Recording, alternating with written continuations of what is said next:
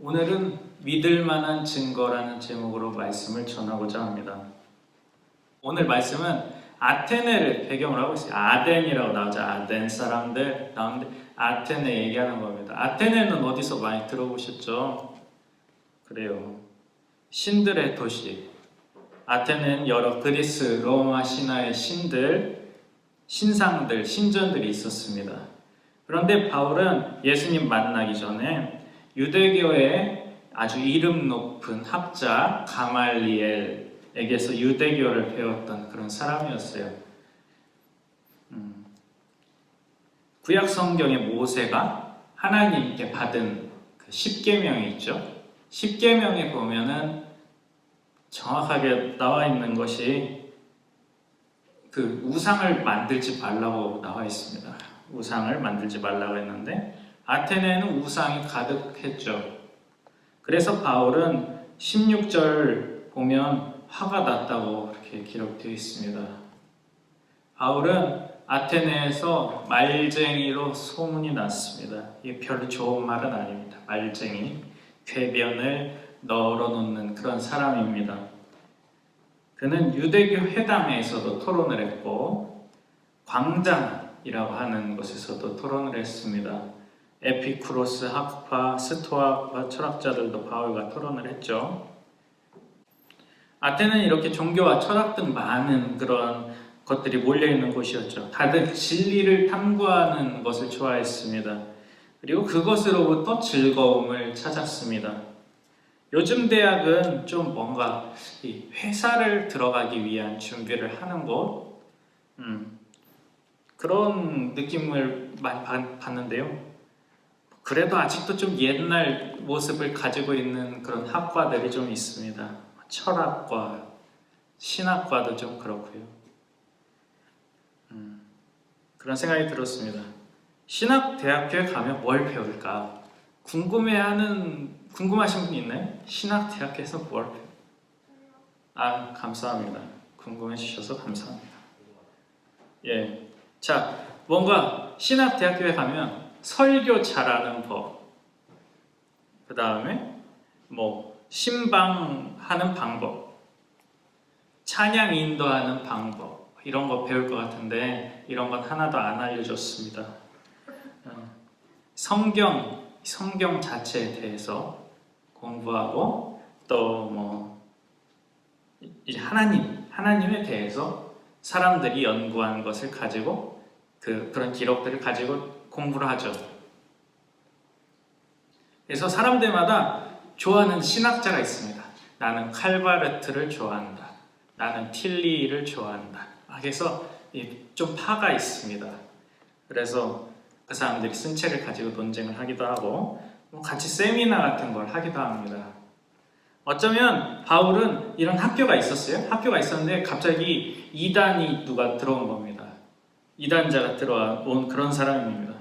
당시 유명하다고 했던 그런 철학과 종교들 속에서 바울이 갑자기 나타나가지고는 저기 예루살렘이라는 곳에서 이야기되는 예수님과 부활을 이야기했습니다.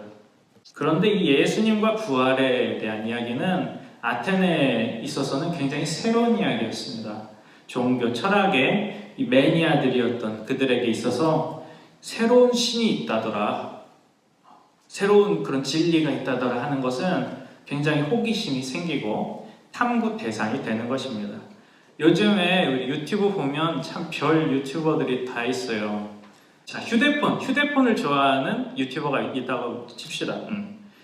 그런 사람들은 그 애플 제품은 한국에서 발매가 미국이나 다른 싱가포르나 이런 데보다 늦기 때문에 비행기를 타고 일본이나 싱가포르로 가서 물건을 사는 것을 브이로그로 찍어서 그것을 콘텐츠로 올립니다.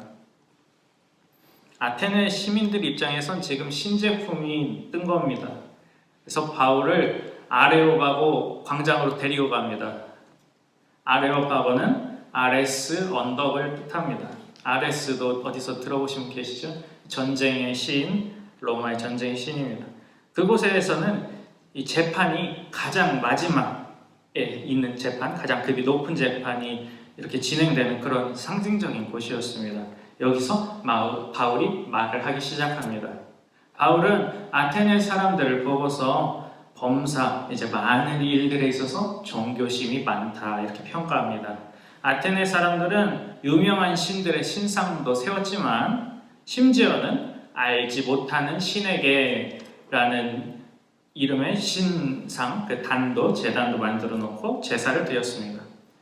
요즘 사회에서는 종교가 없는 경우가 실은 더 많은 것 같은데요. 만약에 아테네, 당시 이 바울이 있던 아테네에 가서 신은 존재하지 않는다, 그런 얘기를 하면 굉장히 신기한 사람처럼 보였을지 모르겠습니다. 신은 존재하고 신이 이 세상을 만들었고 세상의 여러 부분들을 신들이 지배하고 있습니다. 그래서 사람은 신에게 제물을 바치고 신으로부터 뭔가 좋은 것을 얻고자 했죠. 신은 사람의 인생을 좌지우지했습니다.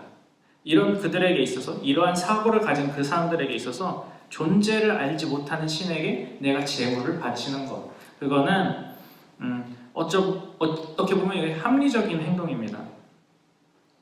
혹시나 내가 그런 신들의 화를 불러일으켜서 뭔가 어려움을 당하게 되느니 차라리 잘 모르지만 제물을 바치는 것, 제사를 드리는 게 낫다라고 볼 수도 있는 것이죠. 바울은 그들에게 너희가 알지 못하는 그 신에 대해서 내가 얘기해 주겠다 이렇게 말합니다. 그러면서 하나님의 속성에 대해서 말하죠. 하나님에 대해 잘 모르는 사람들은, 어떤 사람들은 하나님을 달림처럼 생각하는 경우도 있어요. 하지만 하나님께서는 그런 신이 아니죠. 하나님께서는 어떤 신전이 있어서 신전 안에만 계신 분이 아닙니다. 그리고 뭐가 부족한 분이 아닙니다. 하나님은 뭐가 부족한 분이 아닙니다. 이제 하나님께서는 이스라엘 백성들에게 제물을 바치라고 말씀하셨죠. 이러한 제사를 드려라. 죄를 이렇게 용서받기 위해서 드리는 제물은 이런 걸 바쳐라. 자세하게 이렇게 말씀을 하셨는데, 그게 하나님이 고기를 좋아하셔서 배가 고프시기 때문에 그래서 제물을 바쳐라 얘기하신 건 그런 건 아니죠. 혹은 이 제물을 태울 때 나는 연기가 굉장히 중요했습니다. 연기 맡는 걸 하나님이 좋아하셔서 그래서 이런 제사를 드리라고 하신 것이 아닙니다. 제물 자체보다는 제물을 드리는 사람의 그 마음을 하나님께서는 보시는 것이죠. 하나님께서는 뭐를 막 받아야만 되는 분이 아니라 오히려 우리들에게, 저와 여러분에게 이런 호흡과 생명, 이 세상을 주신 분이십니다. 바울은 하나님께서 우리가 하나님을 발견할 수 있게 하셨다 이렇게 말했습니다.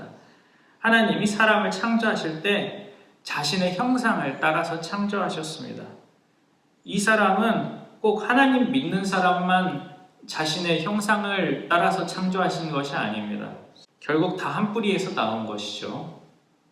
모든 사람이 눈이 두 개로 태어나는 것처럼 모든 사람에게는 하나님이 가지고 있는 이 속성이 존재하는 것입니다. 하나님께서 우리와 뭔가 막 떨어져 계신 그런 분이 아니라는 것이죠. 바울은 여기에 그들이 좋아하는 철학의 언어를 사용했습니다. 28절 보면 그를 힘입어 살며 기도하고 존재한다. 이런 말은 스토아 철학, 깊게 보면 이 플라톤 철학에서 나오는 이야기이고요. 하반부에 우리도 그의 자녀다 이런 말한 시인은 주전 3세기 아라투스라는 시인의 말을 인용한 것이라고 합니다. 즉 사람이 연구하고 공부한 이러한 결과들과 하나님의 이 믿는 우리 기독교와의 연결고리를 이야기하는 것입니다. 그들이 이해하기 쉽게 말이죠. 그리고 그들의 생각을 좀 고쳐주고자 합니다. 사람은 하나님의 소생이니 금이나 은이나 돌에다가 사람의 기술로 새긴 것을 신이라고는 할 수 없다는 것입니다. 마지막으로 바울은 예수님 이야기를 합니다. 하나님께서 예수님을 통해서 이 세상에 끝이 있다, 종말이 있다, 그리고 그때 심판이 있다라는 것을 말씀하셨고 또 죽은 자 가운데에서 다시 살리셨다. 예수님이 부활하셨다 하는 것을 이야기합니다. 그리고 이 부활하신 것이 모든 사람들이 믿을 만한 증거가 된다 이렇게 얘기합니다. 바울은 지금 굉장히 합리적이면서도 또 그들에게 맞게 이 이야기를 듣는 아테네 사람들에게 맞게 접근했습니다. 마치 우리나라 초기에 들어오셨던 선교사님들 우리나라에 맞게 접근하셨던 것과 마찬가지죠. 초기 선교사들은 우리나라에서 알지 못하고 믿던 신, 새벽 동틀녘에 그 물을 떠놓고 비나이다 비나이다 했던 그게 하나님이라고 얘기했습니다.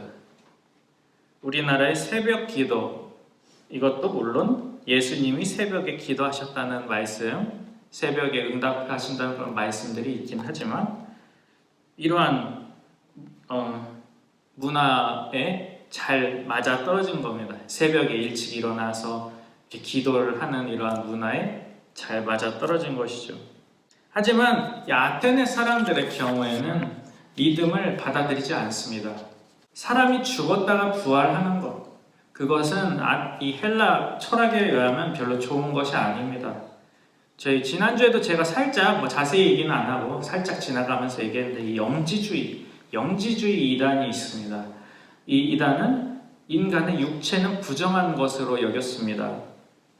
플라톤도 마찬가지입니다. 우리 눈에 보이는 이 현실은 이 현상계하고 이 눈에 보이지 않는 그러한 진리가 있다, 이데아가 있다, 이렇게 이 세상을 이분법적으로 나눠서 해석했습니다. 사람이 죽으면 사람의 영을 가두고 있는 육체가 죽는 것이니까 자유롭게 되는 것인데 왜 부활을 해서 다시 육체라는 감옥 속으로 들어가는가, 이러한 생각을 가지고 있었던 거죠. 그래서 아테네 사람들은 바울을 조롱했고 일부는 내 말을 다시 듣겠다 이렇게 얘기했는데요.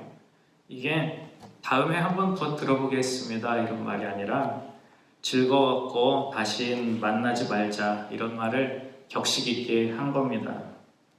솔직히 바울은 잘못한 게 없습니다. 바울은 최선을 다했다고 저는 생각합니다. 그들이 이해할 수 있게 잘 설명했다고 저는 생각합니다. 하지만 아무리 바울이 잘 설명해도 아테네 사람들이 받아들이지 않으면 그거 어쩔 수 없는 것입니다. 우리들은 오늘 바울 사도가 말한 것을 읽으면서 바울 사도의 설명이 굉장히 합리적이다, 이해하기 쉽게 잘 설명했다 제가 얘기했지만 어떻게 보면 정말 중요한 예수님의 부활 부분이 나오자 사람들은 바울이 헛소리를 또 하는구나 하고 생각했습니다. 그 이유는 그들이 지금 바울을 통해 전해지는 하나님의 구원 계획을 그냥 순수하게 마음속으로 받아들이지 못하고 자신들이 가지고 있는 이 생각의 틀 안에 하나님을 집어넣고 이해했기 때문입니다. 쉽게 얘기하면 헬라 철학의 틀을 가지고 하나님을 이해하고자 한 겁니다. 물론 이렇게 이해하는 것, 내가 가지고 있는 생각의 틀을 가지고 하나님을 이해하는 것이 잘못되었냐, 무조건 잘못된 것이냐 그렇게만 얘기할 수는 없습니다.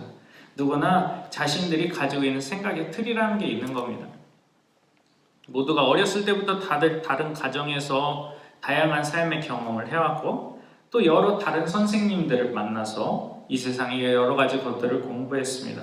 그렇게 형성된 생각의 틀로 하나님을 이해하는 것, 그거 자연스러운 겁니다. 하지만 지금 바울에게 헛소리 한다고 말하고 있는 이 헬라 아테네 사람들은 애초에 마음 자세가 내가 하나님을 받아들여 봐야겠다 이런 자세가 아니라 팔짱을 끼고 무슨 소리 하는지 한번 들어보자, 역시 헛소리구나 하고 이제 그냥 떠나는 겁니다. 우리가 하나님의 말씀을 받아들이고 그 하나님의 말씀을 믿고자 한다면 아테네 사람들보다는 몸을 이게 아니라 하나님께 좀 더 가까이 이렇게 나아가야 한다는 겁니다. 몸을 기울여서 말씀을 들어야 됩니다. 하나님을 어떤 세상의 종교나 신과 같은 선상에 두면 하나님에 대한 지식은 내가 얻을 수 있을지 모르지만 하나님을 보고 아버지라고 고백할 수는 없을 것입니다. 말씀을 마치고자 합니다. 하나님을 모르거나 혹은 이 세상에 하나님이 없다라고 생각하는 그런 사람들은 우리들에게 증거를 요구하곤 합니다. 하나님이 있어? 하나님이 있으면 믿을 만한 증거를 한번 대봐. 이런 식이죠. 그런데 우리가 솔직한 얘기로 그들이 뭔가 납득할 만한 증거를 대고 하는 것은 쉽지 않습니다. 그들이 가진 생각을 아예 막 잘못된 것으로 이렇게 공격해서 완전히 그렇게 무너뜨려 놓을 그거는 별로 바람직하지도 않고 그렇게 합리적으로 얘기할 수 있는 그런 증거 되는 거 쉽지가 않습니다. 오늘 바울이 말하는 증거, 바로 예수님을 죽음에서 다시 일으켜 세우신 것은 지금 이야기를 듣는 아테네 시민들에게는 실은 증거가 되지 않을 수도 있습니다.